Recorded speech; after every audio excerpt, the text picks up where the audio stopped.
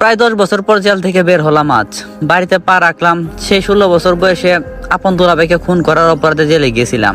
বাড়ির সামনে আসতে একদম অবাক হয়ে গেছি। পুরো বাড়িটা সাজানো আছে বিভিন্ন রকমের ফুল বাতি দিয়ে।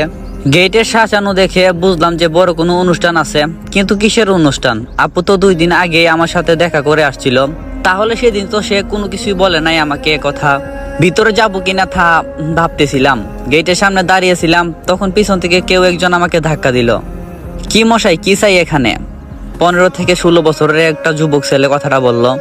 আমি বললাম যে আজ এখানে কিসের অনুষ্ঠান? ছেলেটা বলল আমার ছোট খালামণি নিহার বিয়ে। ছেলেটার মুখে এমন কথা বা নিউজটা শুনে আমি অবাক হয়ে গেলাম। ছেলেটা বলল, তা আপনি এখানে কি চান?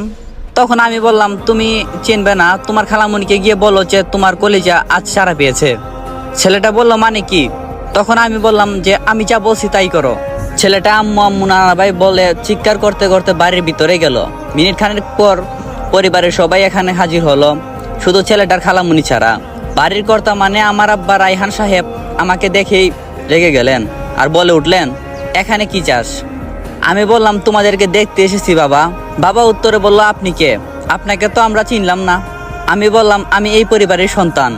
এই পরিবারের সন্তান আজ থেকে 10 বছর আগে মারা গেছে। আম্মুর মুখে এমন কথাটা শুনে আমার চোখ বেঁধে পানি নামতে শুরু করলো। আমি বললাম যে তোমাদের মনে কি এখনো আমার জন্য রাগটা কাজ করতেছে?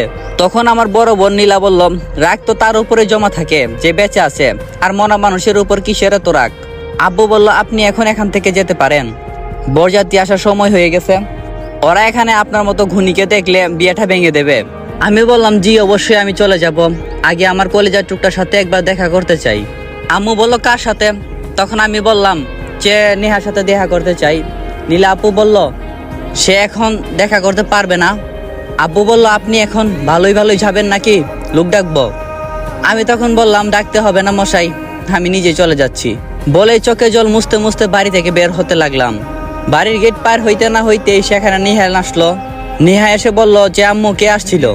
আম্মু বলল, জানি না কে আসছিল, লুকিয়ে চোখের জল মুছে ফেললেন। নেহা বলল, কে আসছিল আপু?